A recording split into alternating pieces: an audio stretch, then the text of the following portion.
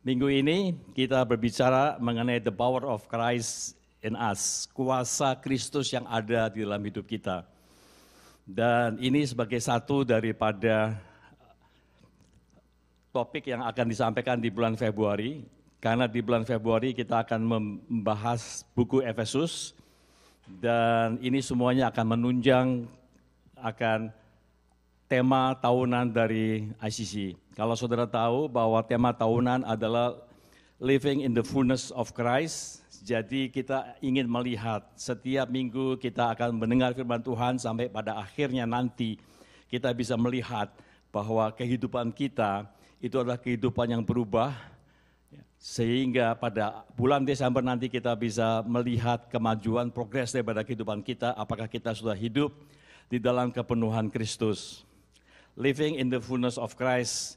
Dan saya ingin menghimbau saudara-saudara sekalian bahwa tema yang didapat oleh para penatua pada saat kita retreat di tahun lalu untuk tahun 2015, jangan hanya didengar sebagai suatu tema, sebagai suatu slogan, oh ya bagus dan sebagainya. Karena living in the fullness of Christ adalah suatu keputusan dari kita sendiri bahwa kita mau nggak untuk living in the fullness of Christ. Without that decision at the beginning, kita tidak akan dapat mengimani dan akan bertumbuh di dalam kepenuhan Kristus dalam hidup kita. So living in the fullness of Christ, jadikanlah itu sebagai satu tema dalam hidup kita, bahwa ini adalah suatu proses. Dan Dani ada di Facebooknya yang saya baca bahwa yang namanya proses adalah suatu transformasi. Dan transformasi itu adalah bukan suatu event, ya, karena itu adalah suatu proses. Dan bukan suatu hal yang sebagai destination kita, tapi itu adalah kehidupan kita hari demi hari. Amin, saudara. Dan living in the fullness of Christ secara pribadi, kita akan belajar, kita akan menjalani journey di dalam kehidupan kita untuk mengalami kehidupan yang penuh dengan Kristus dalam hidup kita. Dan tema bulanan daripada bulan Februari adalah Believers Wealth and Walk in Christ. Jadi Tuhan melengkapi untuk kita bisa living in the fullness of Christ. Tuhan sudah melakukan banyak hal, menginvestasikan banyak hal dalam hidup kita, itu yang kita akan pelajari hari ini, supaya kita bisa berjalan di dalam Kristus sehingga kita bisa kepenuhan Kristus. Dan tema mingguan, kalau saudara perhatikan, bahwa itu tadi yang saya sudah katakan, the power of God in us, the power of Christ in us. Ayat yang kita mau baca hari ini adalah buku Efesus. Efesus 1, saya akan baca 7 ayat, yaitu mengenai doa untuk pengertian tentang kemuliaan Kristus. Living in the fullness of Christ. Kita akan baca Efesus 1 ayat 15 sampai 23, saya baca ya. Ini doa Paulus. Karena itu, setelah aku mendengar tentang imanmu dalam Tuhan Yesus dan tentang kasihmu terhadap semua orang kudus, aku pun tidak berhenti mengucap syukur karena kamu, dan aku selalu mengingat kamu dalam doaku. Dan meminta kepada Allah Tuhan kita Yesus Kristus, yaitu Bapa yang mulia itu, supaya Ia memberikan kepadamu roh hikmat dan wahyu untuk mengenal Dia dengan benar. Dan supaya Ia menjadikan mata hatimu terang, agar kamu mengerti pengharapan apakah yang terkandung dalam panggilannya. Betapa kayanya kemuliaan bagian yang ditentukannya bagi orang-orang kudus, dan betapa hebat kuasanya bagi kita yang percaya sesuai dengan kekuatan kuasanya, yang dikerjakannya di dalam Kristus dengan membangkitkan Dia dari antara orang mati dan mendudukan Dia di sebelah kanannya di surga.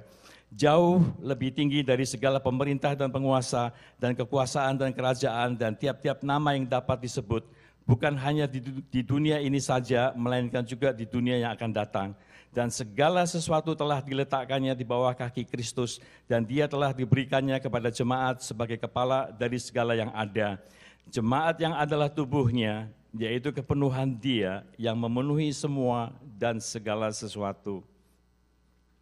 Saudara, saya sangat suka dengan doa daripada Rasul Paulus di sini, karena dari sini kita bisa melihat begitu banyak rahasia apa yang Tuhan sudah berikan dalam hidup kita. Tapi satu hal, living in the fullness of Christ, satu persyaratan yang kita bisa lihat di sini adalah bahwa Rasul Paulus di ayat 16 bilang, aku pun tidak berhenti mengucap syukur karena kamu. Aku pun tidak berhenti mengucap syukur karena kamu. Kalau kita lihat sebelumnya, kita melihat bahwa Rasul Paulus melihat jemaat Efesus adalah jemaat yang bertumbuh. Jemaat Efesus adalah jemaat yang berubah hari demi hari. Jemaat Efesus adalah yang meningkat, yang mau mencapai living in the fullness of Christ. Karena di sini dikatakan, karena itu setelah aku mendengar tentang imanmu dalam Tuhan Yesus dan tentang kasihmu terhadap semua orang kudus. Saya percaya dua key ini bahwa kita bertumbuh di dalam iman kita bertumbuh di dalam kasih kita terhadap semua orang kudus. Berarti kita melayani satu dengan yang lain, kita memberi satu dengan yang lain, kita menumbuhkan seorang dengan yang lain, karena kita mengasihi saudara-saudara seiman kita. Amin, saudara. Dua hal, iman bertumbuh dan kasih kita terhadap semua orang kudus itu bertumbuh. Dan Rasul Paulus mengatakan bahwa saya mengucap syukur karena kamu. Ada suatu rasa gratitude, rasa pengucapan syukur dalam hati orang-orang yang mau bertumbuh di dalam Tuhan. Saya percaya bahwa hidup kita perlu mempunyai hati yang selalu punya pengucapan syukur. Dalam situasi seperti apapun juga. Saya menguji diri saya tadi pagi, ya. Istri saya sakit, kemudian juga Tim Horton yang saya pilih nggak pas dengan yang saya mau dan sebagainya. Tapi dalam keadaan situasi seperti itu, apakah hati kita masih punya pengucapan syukur atau tidak? Karena hati yang punya pengucapan syukur adalah hati yang dapat menahan segala kepahitan dalam hidup kita. Orang yang tidak mempunyai hati yang penuh dengan pengucapan syukur, itu adalah orang-orang yang mudah menjadi bitter dalam hidup kita, menjadi pahit dalam hidup kita. Dan orang-orang yang tidak punya pengucapan syukur, itu adalah orang-orang yang biasanya adalah kepingin barang orang lain. Makanya di 10 perintah Allah, janganlah engkau menginginkan barang-barang dari orang lain. Karena yang namanya envy, yang namanya kepingin barang orang lain itu adalah musuhnya hati yang penuh dengan pengucapan syukur. Amin. Buktinya apa? Orang yang menginginkan barang orang lain, itu begitu sangat inginnya, sehingga dia mencari barang itu, dan setelah dia dapat, dia tidak menghargai barang itu. Karena apa? Karena dia tidak menempatkan value yang tinggi dari barang-barang yang dia miliki. Yang dia pikir yang punya value tinggi adalah barang-barang yang tidak dia miliki, yang dipunyai oleh orang-orang lain. Sebentar ya. Itu artinya hati yang tidak punya pengucapan syukur. Dan Tuhan mau untuk kita selalu punya hati yang penuh dengan pengucapan syukur. Amin. Dan kedua, kalau kita perhatikan, Rasul Paulus tidak meminta untuk bisa hidup dalam kepenuhan Kristus. Dia tidak minta untuk kita dipenuhi segala kebutuhan kita setiap hari. Tapi ada dua hal paling tidak yang saya baca di sini adalah bahwa aku tidak berhenti mengucap syukur karena kamu, dan aku selalu mengingat kamu dalam doaku. Yang paling penting, yang paling utama di dalam kehidupan Rasul Paulus, di dalam doa dia meminta kepada Allah Tuhan kita Yesus Kristus, yaitu Bapa yang mulia itu, supaya ia memberikan kepadamu roh hikmat dan wahyu untuk mengenal dia dengan benar. Pertama itu, Rasul Paulus ingin jemaat Efesus yang senantiasa bertumbuh, itu selalu dia berdoa supaya ada roh hikmat dan wahyu, sehingga mereka mengenal Allah yang benar. Karena saya melihat kehidupan saya sendiri, hari demi hari kita bertumbuh di dalam Tuhan, Tuhan memberikan pewahyuan hari demi hari untuk kita bisa mengenal Allah yang benar. Saya percaya bahwa ada di dalam kehidupan saya, dan saya percaya ada dalam kehidupan saudara juga, ada hal-hal tertentu yang mungkin kita tidak mengenal Allah kita yang benar. Kita mengenal Allah kita yang salah karena tradisi, karena ya karena tradisi, karena filsafat dunia dan sebagainya, sehingga kita melihat Allah kita itu tidak benar. Dan karena kita tidak melihat Allah kita dengan benar, hubungan kita dengan Tuhan akan terganggu, dan karena akan terganggu, kita tidak dapat menerima apa yang Tuhan mau berikan kepada kita. Amin, saudara. Jadi itu adalah konsekuensi daripada kita melihat Allah kita dengan tidak benar. Saya kasih contoh. Ada dalam satu cell group, ada yang bersaksi bahwa saya dapat penyakit ini dari Tuhan. Supaya saya nggak ingat apakah mau rendah hati ataukah mau belajar sesuatu, I don't know. Tapi saya pribadi terus terang aja, saya tidak percaya bahwa Tuhan kita memberikan sakit penyakit buat anaknya. Ada jalan lain untuk Tuhan bisa mengajar kita, mendisiplin kita. Jadi pengenalan kepada Allah yang tidak benar itu menghambat hubungan kita dengan Tuhan. Dan Rasul Paulus ingin supaya kita mendapatkan roh hikmat dan pewahyuan, supaya kita melihat atau mengetahui Allah kita yang benar. Amin, saudara. Banyak hal yang kita harus bongkar dalam hidup kita supaya pengenalan kita kepada Tuhan itu benar.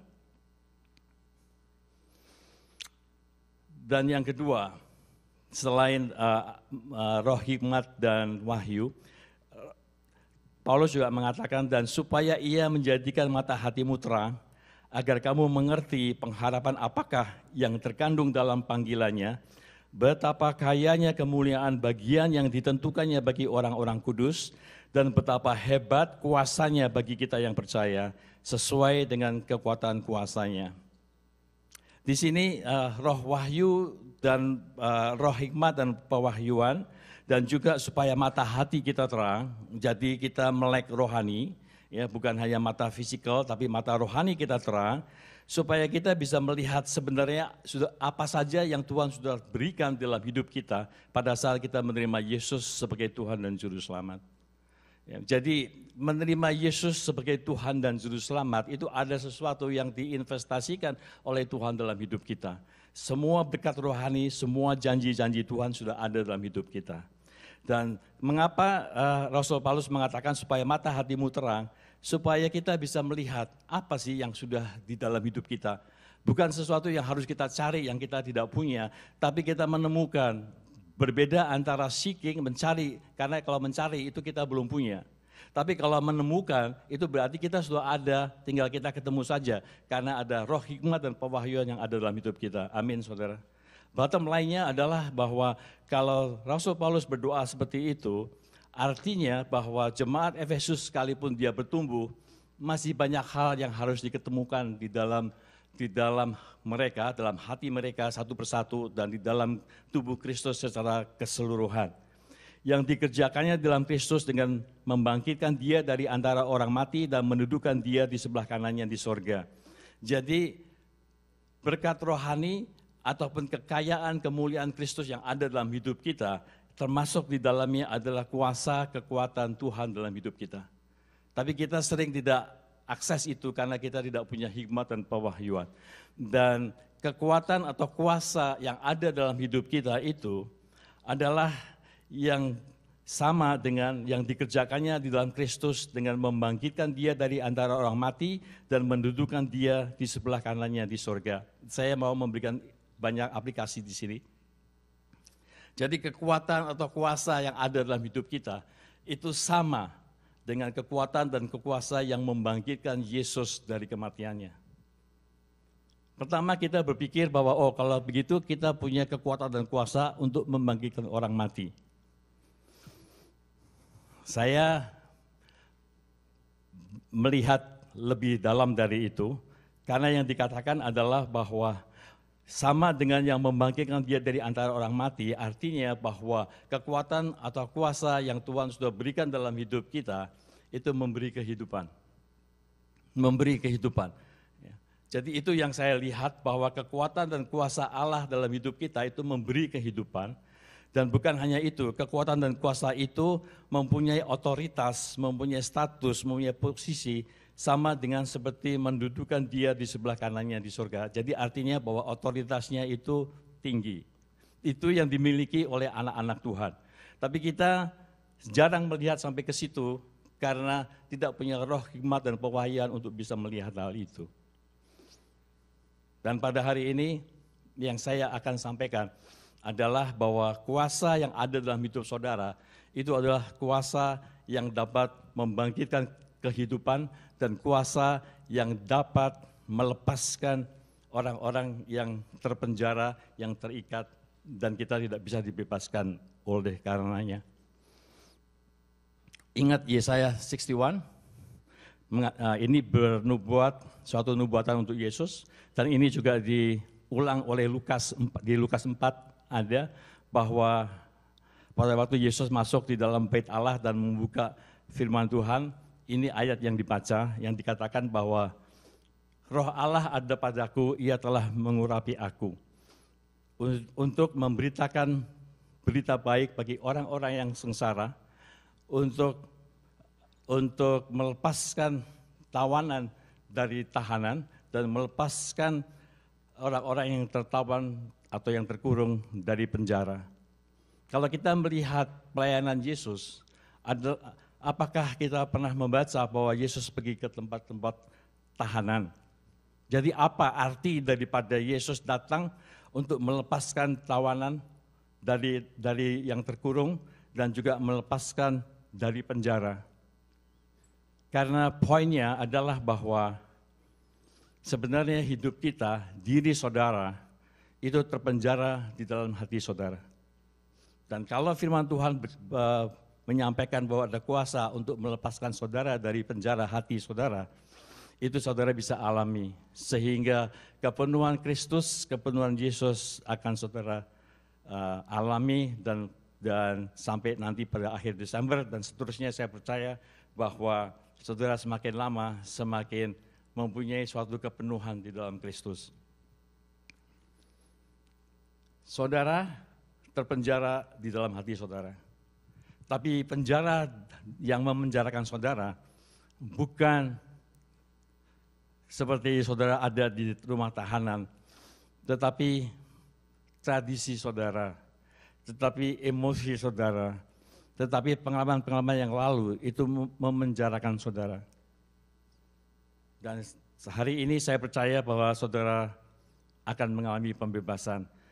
Firman seperti ini sebenarnya paling bagus disampaikan di kelompok sel, karena bisa dipraktekkan, kita bisa aplikasikan sehingga orang bisa bebas. Tapi saya nurut aja sama Tuhan untuk menyampaikan ini di hari Minggu.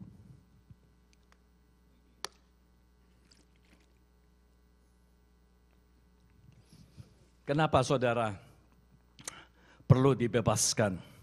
Karena kalau saudara tidak dibebaskan, saudara tidak bisa truly trust God. Nggak bisa. Untuk keselamatan saudara mungkin truly trust God. Tapi apakah saudara betul-betul percaya bahwa Tuhan juga menghandle usaha saudara, menghandle your relationship, menghandle partner saudara? Apakah can you really trust God? Kalau saudara tidak bisa trust God sepenuhnya, berarti saudara terpenjara di dalam hati saudara. Saya kasih contoh-contoh yang lain. Apa sih yang memenjara saudara dalam hidup saudara? Saudara tidak bisa memaafkan orang lain. Saudara takut akan sesuatu. Saudara merasa dirinya sendiri. Itu kata-kata itulah kata-kata emosi. Tapi emosi itulah yang memenjarakan saudara. Saya kasih contoh yang paling gampang. Kita mungkin sudah punya ketakutan. Ketakutan memenjarakan saudara. Kalau sebagai orang tua misalnya, kita takut karena ada suku di Indonesia, ya saya ngomong aja Manado. Kita mengatakan bahwa orang-orang Manado itu mata duitan, jadi jangan sampai kita kawin sama orang Manado. Itu sesuatu yang memenjarakan saudara. Bagaimana kalau Tuhan mau anak saudara menikah dengan orang Manado? Itu yang maksud saya memenjarakan saudara, karena ada rasa takut, ada rasa tertolak sehingga nggak berani masuk di dalam kelompok sel, ada perasaan malu, ada perasaan dibuang sama Tuhan, abandon, ada perasaan pernah dikhianati, semua itu adalah dinding penjara hati saudara atau dinding penjara daripada your core identity. Dan Tuhan mau untuk saudara bebas dari situ. Karena ada jalan keluar yang dikatakan bahwa di dalam kita sudah ada kekuatan dan kuasa Kristus yang sama dengan kekuatan yang membangkitkan Kristus dari yang mati. Ada kekuatan kuasa itu yang bisa membangkitkan saudara. Ada beberapa contoh, tapi saya tiba-tiba nggak ingat. Saya lihat saja, ya, aplikasi sederhananya bahwa itu memberikan kehidupan, itu yang memberikan kita kebebasan daripada emosi kita, dan yang paling mudah yang kita bisa lihat, yang paling gampang kalau ditelusuri di dalam kelompok sel dan sebagainya, itu adalah kalau kita feel offended, kalau kita merasa dilanggar, apakah itu hak kita, apakah itu harga diri kita, apakah itu anything yang membuat kita feeling offended, marah, ataupun jadi takut dan sebagainya, itu sebenarnya menunjukkan bahwa saudara dipenjarakan oleh sesuatu hal di dalam hidup saudara. Contoh, kalau saudara always feeling offended kalau saudara disalib naik mobil dan ingin balas dan sebagainya. Kalau menemukan hal semacam itu, apa yang harus kita lakukan? Instead of kita ngomel, kita maki-maki kepada orang, kita melihat dalam hati kita, kenapa itu membuat saya offended? Ini pengalaman saya. Saya mempunyai sesuatu yang saya tidak tahu menjadi suatu prinsip dalam hidup saya dan Tuhan menunjukkan bahwa itu enggak betul sehingga saya bertobat. Mungkin orang-orang yang sudah kenal saya lama kayak Steve Inge sudah pernah dengar, tapi saya mau sampaikan di sini. Waktu saya kerja di Weston Bakery Headquarters, itu Weston Bakery Headquarters ya. Jadi saya kerjanya di IT. Kemudian saya merasa bahwa IT itu jabatannya lebih tinggi, ya, apakah itu programmer, system analyst, or whatever, itu lebih tinggi dari orang-orang yang kerja di oven untuk nge-bake roti. Ada dalam hidup saya yang saya percaya ditanamkan oleh hal yang nanti saya cerita, yang saya mempunyai prinsip hidup semacam itu. Jadi pada saat kalau saya ditanya sama orang, kerja di mana? Saya bilang, di Weston Bakery tapi bagian komputer. Ada tambahannya tapi bagian komputer. Kerja di mana di Weston Bakery tapi bagian komputer. Ada sesuatu yang ada dalam hidup saya yang membuat saya membuat satu ranking bahwa yang ini bagus, yang ini kurang bagus. Ada dalam hidup saya dan itu memenjarakan saya. Pada saat saya bilang, saya kerja di mana di Weston Bakery tapi bagian komputer, Tuhan tegur saya, kenapa kamu mesti tambahin bagian komputer? Karena saya merasa bahwa kerja di bakery saya tidak mau dianggap sebagai tukang roti yang ada di dalam, yang kerjanya di oven. Yang kedua, masih di Weston Bakery waktu itu. Itu kantornya di Young sama Sinclair, di North East Corner. Ya, jadi di situ semua Weston punya headquarters, ada Loblaw, ada Sunfresh, ada macam-macam, termasuk headquartersnya Weston Bakery di situ. Saudara tahu Young and Sinclair itu very busy, tempat yang paling sibuk. Nah, saya waktu itu di bagian komputer setiap minggu dapat giliran untuk kalau ada masalah di dalam program atau running operatingnya salah, ditelepon kan. Jadi ada on call basis. Dan kalau on-call business zaman itu nggak ada laptop, nggak ada tablet dan sebagainya, saudara harus bawa desktop ke rumah. Jadi kan gede itu, termasuk screen-nya yang ada kondenya di belakang. Jadi bukannya flat, jadi berat kan. Nah, kalau hari Senin saya harus balikin, jadi Sabtu Minggu dinas, hari Senin saya balikin, gimana caranya bawa itu keluar? Kalau saya parkirnya di jalan dan itu biasanya jauh kan tempatnya. Jadi kalau saya bawa itu kan berat. Jadi yang paling gampang adalah parkir di depan, ya di sedikit kira-kira 20 meter, 30 meter dari intersection Young sama Sinclair. Saya kasih itu apa, right? Terus saya bawa, Maksud saya titipin di security guard. Kemudian setelah itu saya titip, saya akan parkir, nanti tinggal saya bawa masuk lift ke atas kan, ke tingkat 3. Biarpun saya kenal sama security guard, sering ngobrol, sering ngopi, tapi pada waktu saya mau titipin, dia bilang no, dia nggak mau, no, kamu harus bawa langsung ke atas. Dia tidak mau bertanggung jawab untuk sekedar 5 menit nggak mau.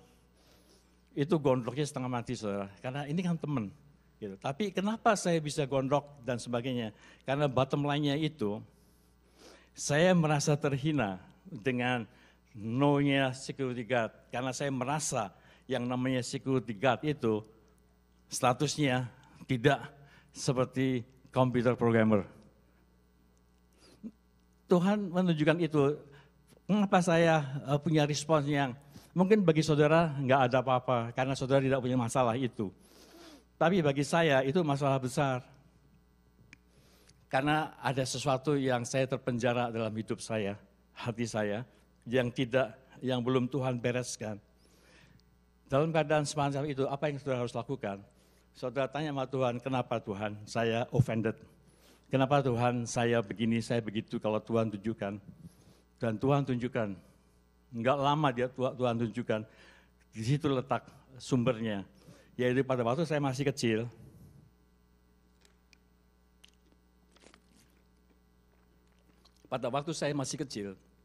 saya itu lahir di mana bahasa Belanda sudah tidak diajar lagi ke sekolahan. Jadi saya nggak bisa bahasa Belanda. Ingat masih bisa itu. Kakak saya bisa bahasa Belanda, saya nggak bisa. Jadi dalam pertemuan-pertemuan keluarga, mereka berpikir bahwa orang yang bisa bahasa Belanda itu adalah orang yang punya status atau yang punya kedudukan lebih tinggi dari orang yang nggak bisa bahasa Belanda. Itu kesan itu yang ada dalam kehidupan keluarga saya. Sehingga saya merasa ditolak, saya merasa dihina karena ada ranking sesuatu yang tidak terucapkan yang membuat saya percaya dengan ranking itu. Sehingga kalau saya tidak sampai di situ, saya kurang berhasil, saya tidak berharga, saya tidak ada apa-apanya, dan sampai kepada saya pasti akan ditolak. Nah, pada waktu Tuhan menunjukkan kenapa saya sering kena offended dalam hal semacam itu, dan Tuhan tunjukkan dan kita beresin. Amin, saudara. Amin. Saya percaya saudara ada dalam hidup saudara. Dan di dalam kelompok sel itulah yang sebenarnya pada saat kita berdoa bersama, pada saat kita encourage each other, kita tanya sama Tuhan, apa yang membuat kita offended? Dan satu hal yang sebagai contoh yang terakhir yang saya mau tunjukkan, kalau kita berdoa bersama dalam cell group, sebelum kita doa, sebelum kita punya VIP list dan sebagainya, kita bisa tanya sama Tuhan, Tuhan siapa yang kita mau doain? Kalau nama itu disebut sama Tuhan, saya percaya bukan hanya karena nama itu butuh didoakan. Tetapi saya percaya ada sesuatu yang Tuhan mau kerjakan kepada kita dengan nama itu. Amin, saudara. Karena apa yang ditunjukkan sama Tuhan itu membuat bukan hanya kita berdoa untuk orang lain, tapi Tuhan juga mau menunjukkan apa yang ada dalam hati kita. Nah, di dalam kelompok sel yang seperti itulah, kita bisa saling menguatkan, kita saling terbuka, sehingga itu kita bisa bereskan, sehingga jati diri kita, our core identity, siapakah saudara sebenarnya di hadapan Tuhan, itu bisa lepas dari penjara. Dan kalau kita lepas dari penjara, itulah yang saya katakan bahwa kita bisa hidup in the fullness of Christ. Saya mau tunjukkan bahwa tadi saya senang sekali lagu yang terakhir, bahwa di dalam kingdom principle, tidak ada satupun orang tidak berharga. Di dalam kingdom principle, apapun yang kita lakukan, kesalahan-kesalahan apapun yang kita lakukan, Tuhan ampuni. Dan karunia yang Tuhan berikan kepada kita, itu tetap akan kita pakai untuk kemuliaan nama Tuhan. Amin. Di dalam buku Sakaria kalau nggak salah yang dikatakan bahwa bulu yang terkulai pun tidak akan pernah dicampakkan oleh Tuhan. Saudara-saudara, banyak kehidupan kita terpenjara dengan tuduhan-tuduhan masa lalu. Kalau kita satu hal yang besar, yaitu bahwa apalagi dalam kita mau bertumbuh dalam komunitas sel dan sebagainya. Ada satu hal yang kadang-kadang kita nggak sadar, bahwa kita punya prinsip bahwa I'm right, you are wrong. I'm right, you are wrong. Ini yang menghambat suatu kesatuan di dalam kelompok sel. Kita tanpa sadari apa yang kita pikir dan kita sampaikan itu yang paling benar. Semua orang salah. Dan itu ada sumbernya di dalam hidup kita. I'm right, you are wrong. Nah, sumber itu ada di dalam kehidupan Daud. Tadi saya katakan kita mau cari satu example di Alkitab yang namanya Daud. Daud, mungkin kalau saya bilang Daud, itu yang saudara ingat itu adalah dia pembunuh raksasa, dan dia berzina dengan Batseba. Dan dia menjadi raja yang berkenan di hati Tuhan. After God's own heart. Dan kita hanya melihat itu mungkin, tapi ada segi hal-hal yang Tuhan kerjakan dalam hidup dia untuk melepaskan dia daripada penjara dalam hati dan hidupnya. Daud dikatakan dalam Mazmur, dia bilang, aku diperanakan di dalam dosa. Ya, Daud tidak bisa ditunjukkan secara benar, tetapi ada indikasi bahwa Daud itu adalah orang yang kalau bahasa Indonesia anak haram. Makanya dia bilang, aku diperanakan di dalam dosa. Dan Daud mengerti, dan dia memang tidak dianggap di dalam keluarganya, kan. Pada saat Samuel mencari orang siapa yang akan menjadi pengganti daripada Saul, ya, ayahnya tidak pernah consider dia. Why? Karena beberapa pemikiran bahwa memang Daud itu bukan dari istri pertama, dari istri kedua, ketiga, dan seterusnya. Di dalam tradisi Orthodox Jews, punya istri lebih dari satu itu sudah menjadi suatu hal yang umum.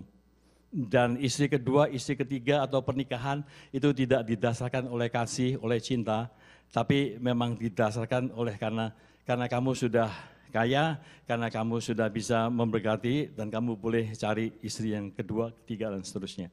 Itu masih ada di dalam kebudayaan Orthodox Jews sampai hari ini.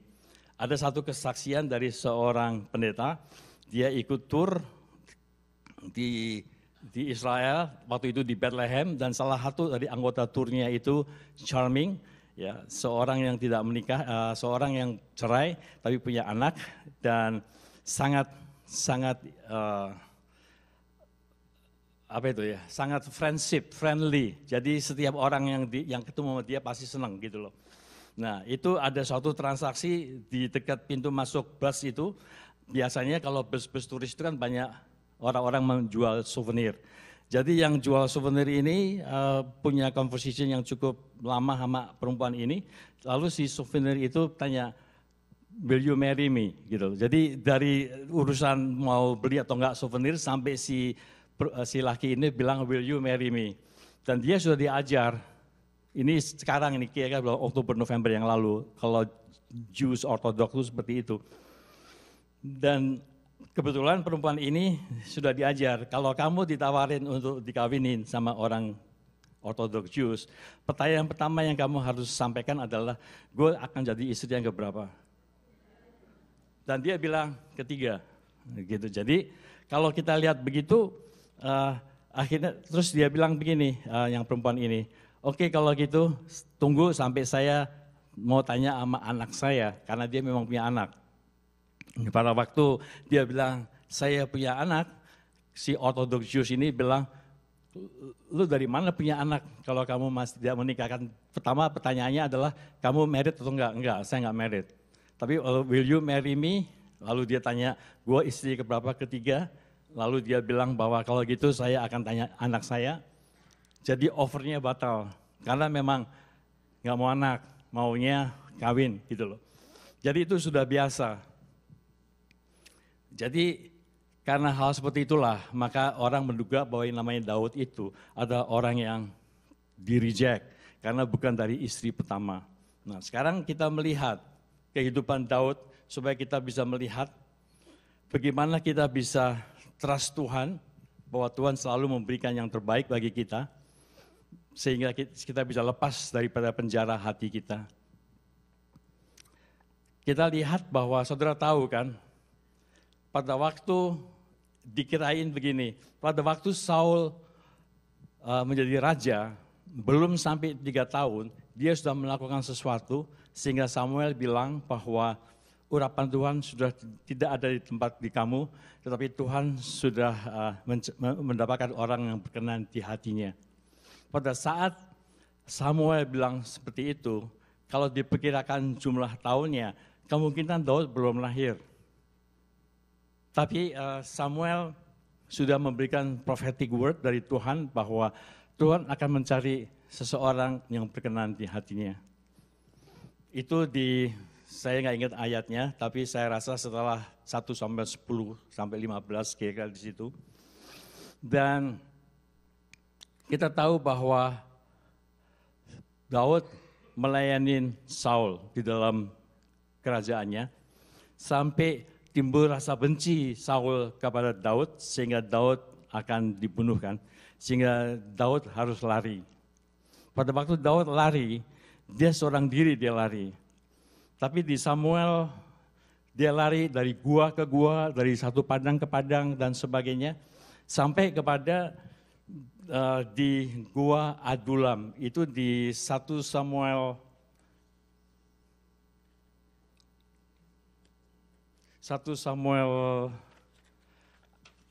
22 ayat 2. Ya, kalau kita lihat nggak usah dibuka Resa. 1 Samuel 22 ayat 2 itu dikatakan seperti ini.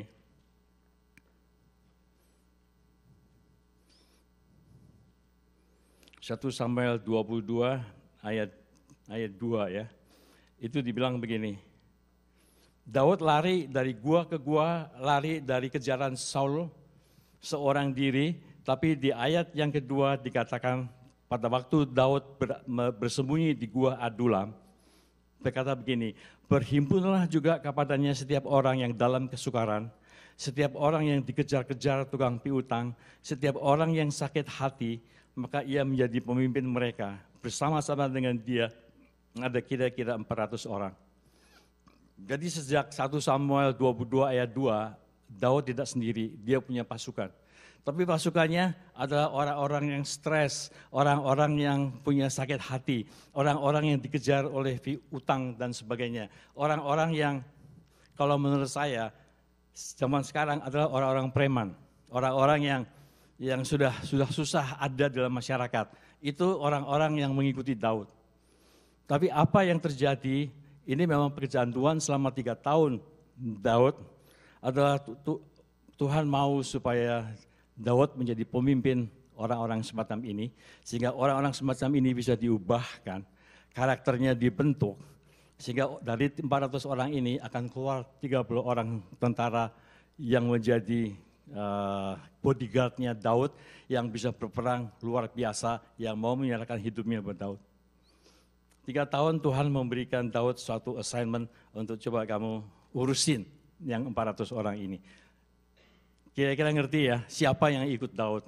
Bukan orang-orang pilihan, bukan orang apa, dan 400 orang ini selalu akan berhadapan dengan 3.000 serdatunya Saul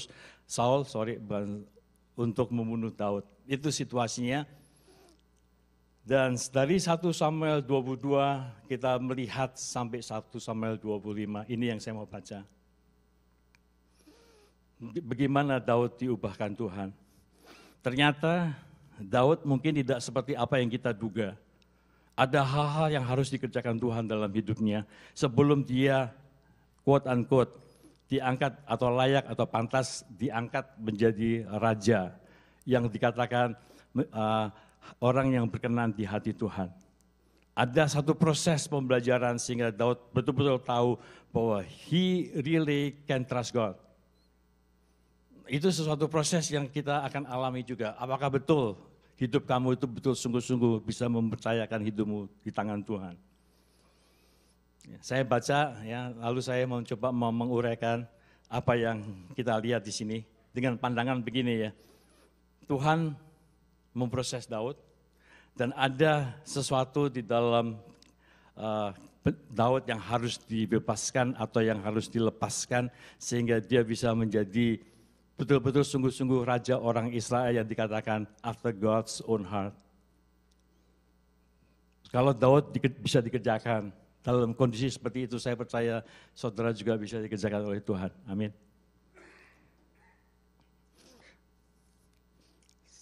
Pasal 25 ayat 1, dan matilah Samuel, seluruh orang Israel berkumpul meratapi dia dan menguburkan dia di rumahnya di Rama. Dan Daud berkemas lalu pergi ke padang gurun Paran. Jadi padang gurun Paran itu sangat desert, sangat kering, dan kalau padang gurun Paran itu kalau dilihat nanti dari Gunung Karmel dengan yang paling selatan itu bisa 4-5 hari perjalanan. Kita nggak tahu di sebelah mana Daud berada, tapi dia ada di padang gurun Paran.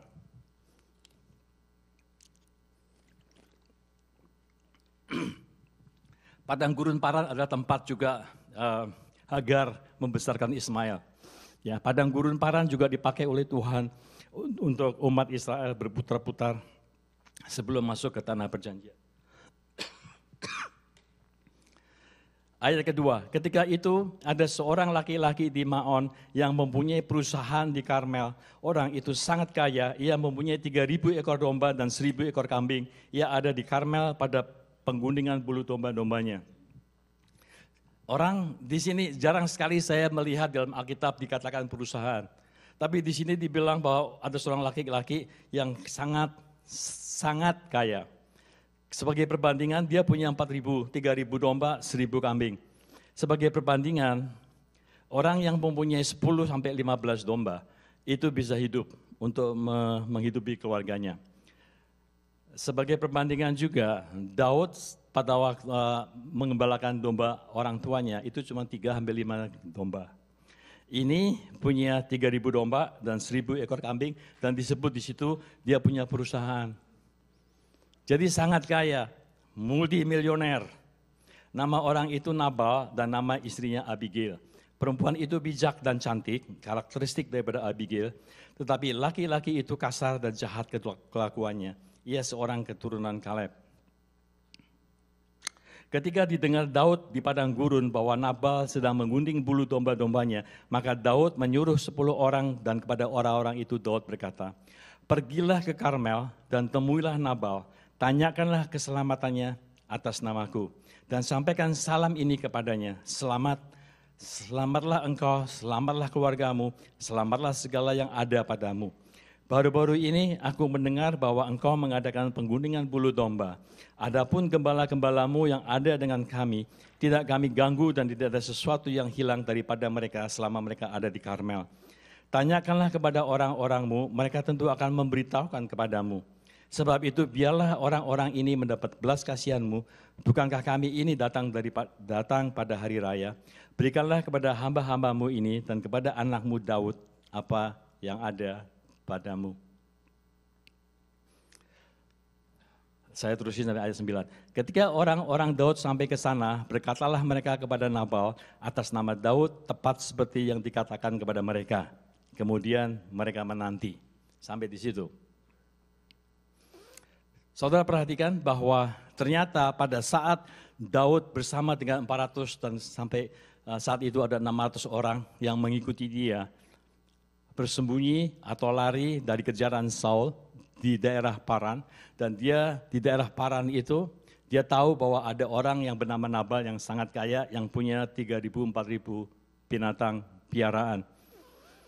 Dan saudara tahu bahwa menjadi seorang pemimpin dengan 400 orang yang punya karakter yang luar, yang masih nggak karuan dan sebagainya, itu susah.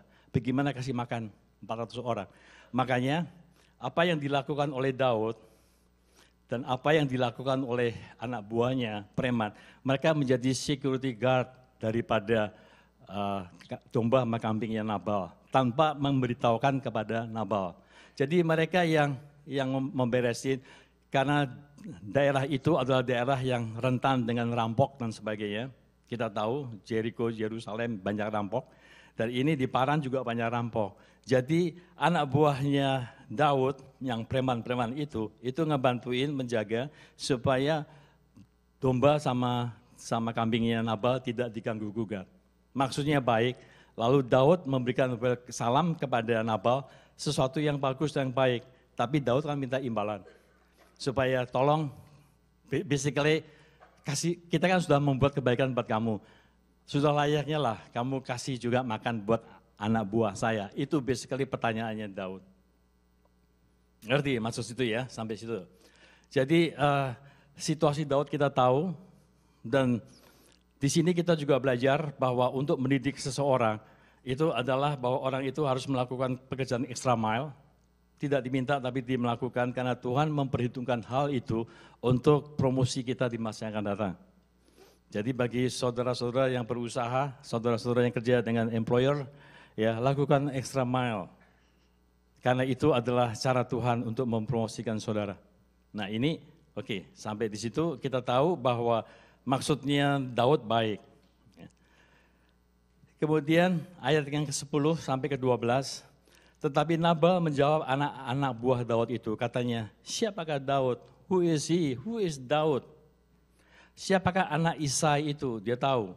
Jadi reputasi Daud, ya, apakah dia anak haram? Apakah seperti apa, itu Nabal tahu. Siapakah Daud, siapakah anak Isai itu? Pada waktu sekarang ini ada banyak hamba-hamba yang lari dari tuannya. Nabal juga tahu apa yang dilakukan oleh Daud, dia lari, dia dikejar-kejar. Ya. Masakan aku mengambil rotiku, air minumku, dan hewan bantaian yang kubantai bagi orang-orang pengguntingku untuk memberikannya kepada orang-orang yang aku tidak tahu dari mana mereka datang. Lalu orang-orang Daud itu berbalik pulang dan setelah sampai, mereka memberitahukan kepadanya tepat seperti yang dikatakan kepada mereka. Komennya apa? Komen Nabal kepada Daud.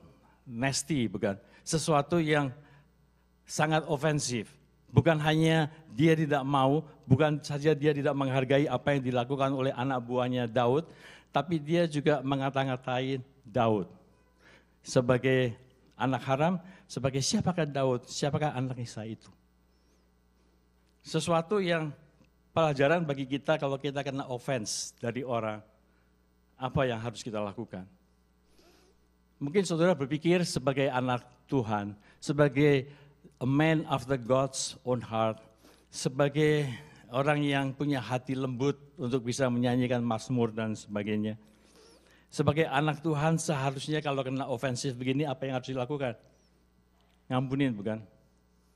Iya kan? Mengampuni. Itu respon yang Tuhan mau lihat dari Daud.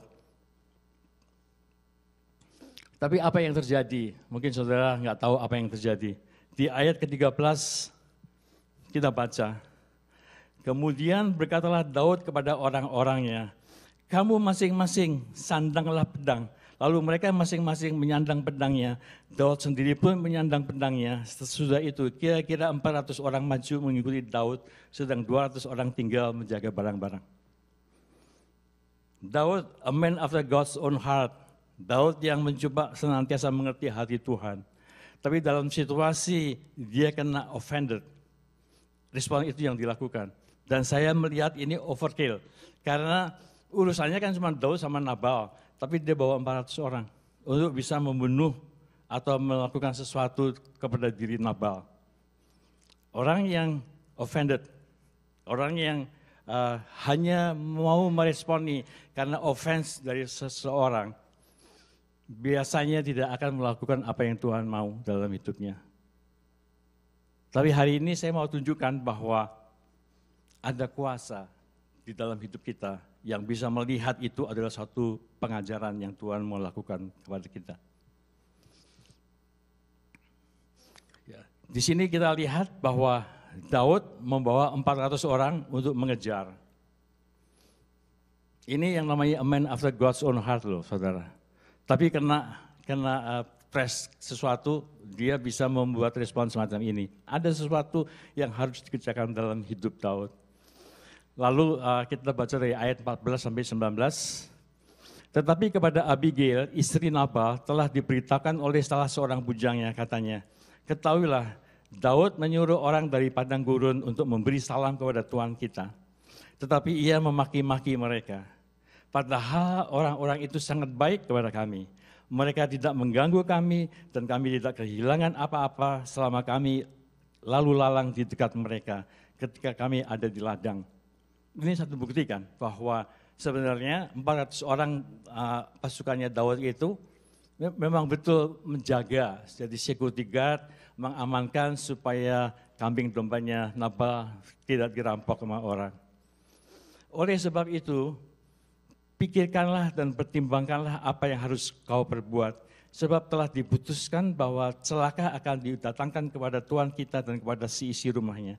Dan ia seorang yang dursila sehingga orang tidak dapat berbicara dengan dia. Ini, bujang ini kita nggak tahu siapa namanya, tapi tercatat dalam Alkitab dan memberitahukan segala sesuatunya secara benar kepada Abigail. Lalu segeralah Abigail mengambil 200 roti, 2 buyung anggur, 5 domba yang telah diolah, 5 sukat bertih gandum, 100 buah kue kismis, dan 200 kue ara. Dimuatnyalah semuanya itu ke atas keledai. Lalu berkata kepada bujang-bujangnya, berjalanlah mendahului aku segera menyusul kamu, tetapi Nabal suaminya tidak diberitahukan.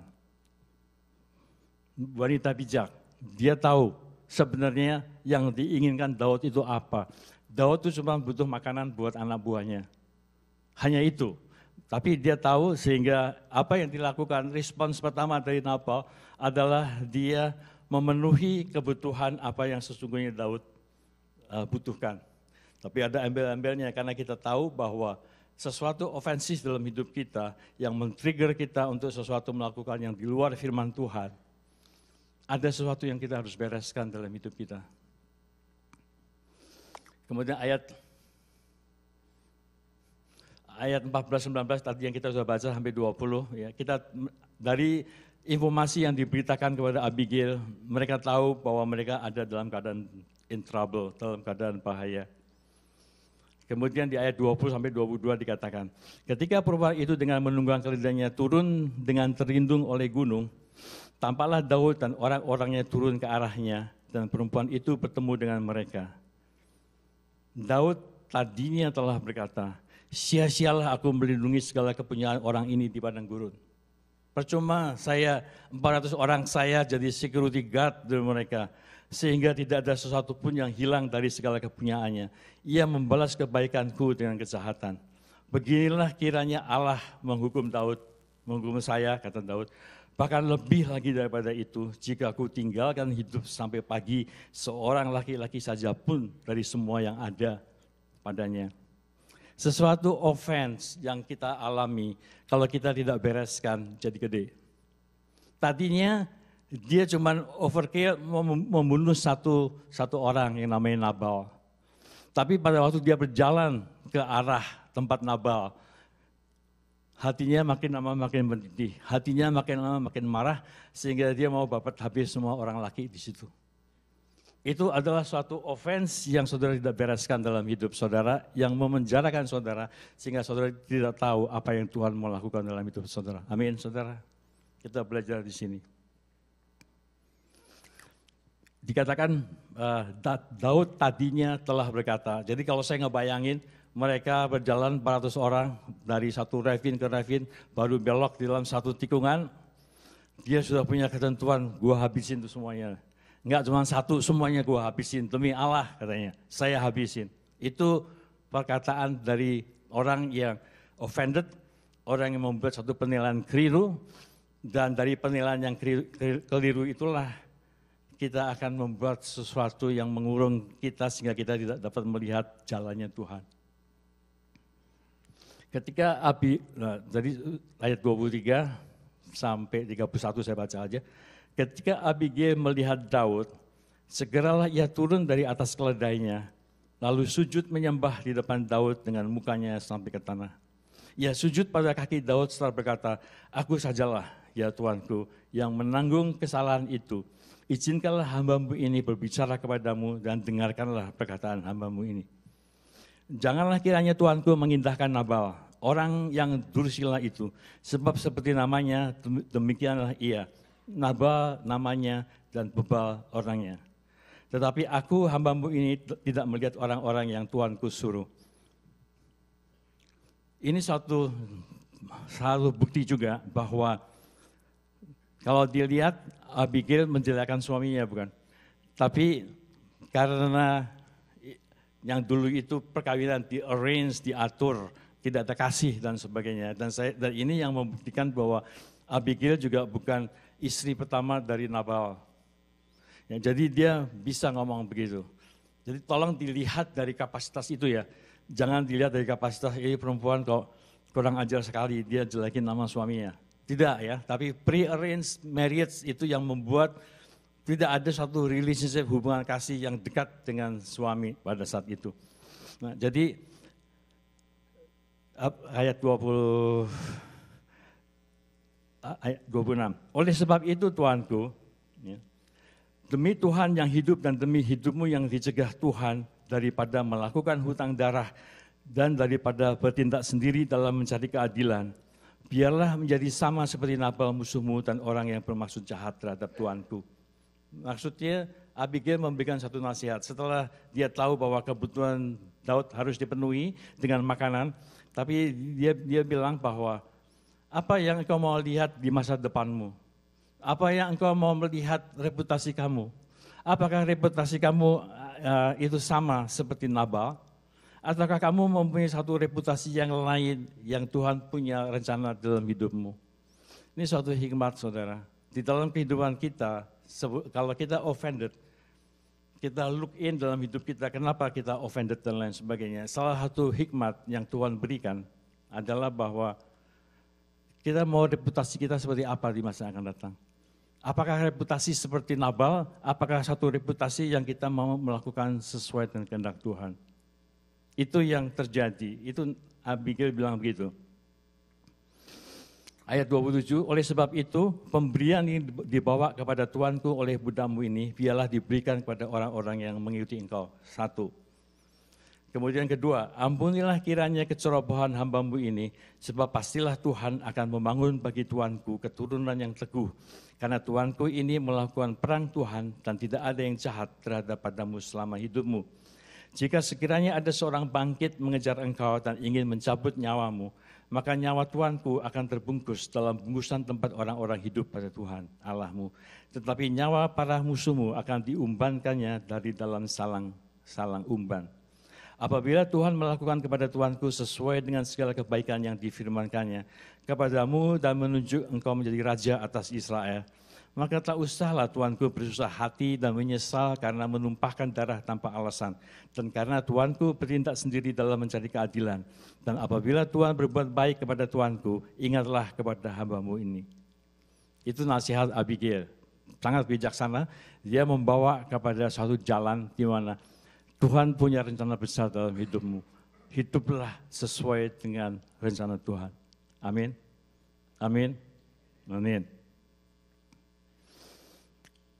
Ayat yang berikutnya, lalu berkatalah Daud kepada Abigail.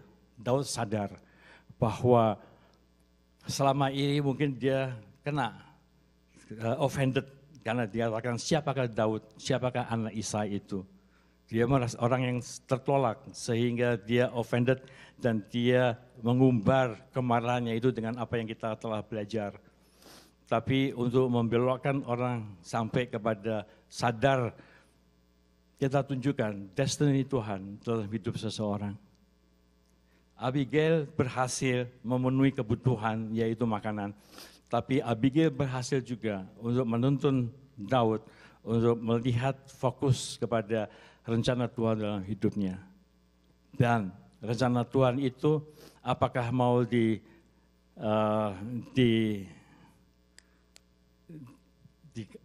saya nggak ingat kata-katanya, apakah itu mau dirusak dengan reputasi bahwa dia adalah seorang yang pemarah, penggeram, dan Daud adalah seorang yang tidak bisa menahan amarah dan tidak bisa memaafkan. Itu pilihannya pada Daud. Setelah dibukakan begitu, Daud berkata, lalu Daud menerima dari perempuan itu apa yang dibawanya untuk dia dan berkata kepadanya, pulanglah dengan selamat ke rumahmu. Lihatlah, aku mendengarkan perkataanmu dan menerima permintaanmu dengan baik. Saya nggak mau terusin, tapi akhirnya apa yang terjadi, Abigail pulang, Daud juga keluar dari ravin itu dengan sesuatu pengertian yang baru bahwa hidupnya tidak disia-siakan, hidupnya untuk rencana Tuhan dalam hidupnya. Amin. Dan Abigail kita tahu bahwa waktu dia pulang, si Nabal lagi mabok, dia diamin aja. Kemudian besok paginya setelah Nabal tidak mabok, Abigail bilang, tahu nggak kamu bahwa kita hampir mati semuanya? Tahu nggak kamu bahwa Daud dengan 400 orang itu akan menyerang kita? Tahu nggak kamu bahwa dia membunuh kamu? Dan juga dia akan membunuh semua orang laki-laki di sini. Tahukah kamu kita ada di dalam keadaan seperti itu? Waktu mendengar gitu, Nabal kena heart attack, 10 hari kemudian dia mati. Itu ceritanya. Tapi satu hal yang saya mau tunjukkan di sini bahwa firman Tuhan akan menuntun kita. Apakah itu dari perkataan orang lain? Apakah Tuhan yang berbicara dalam hati kita untuk menguji, untuk mencek apa yang membuat kalian itu merasa terlanggar, kena offense. Saudara disalib, saudara offense. Kalau saya tadi, saya digituin, saya pakai kata digituin, saya nggak punya kata yang lebih bagus lagi. Sama security guard saya kena offense. Ditanya sama orang kerja di mana, saya bilang Western Bakery, tapi bagian komputer. Ada sesuatu dalam hidup saya, dalam hati saya, yang punya satu prinsip, yang Tuhan lagi mau kerjakan, karena prinsip itu menahan saudara. Menahan saudara. Takut, malu, tertolak, takut dihukum, merasa sendiri, merasa ditinggalkan, merasa dicurigai, merasa dikhianati, semuanya. Itu yang menjadi tembok hidup saudara. Dan di dalam kelompok sel, saya melihat banyak opportunity. Kayak kemarin saya di tempatnya Pak Silvanus, ada opportunity seperti itu untuk kita bisa bebas. Amin saudara. Dan kalau saudara bebas, then living in the fullness of Christ bisa terjadi dalam hidup saudara. Amin.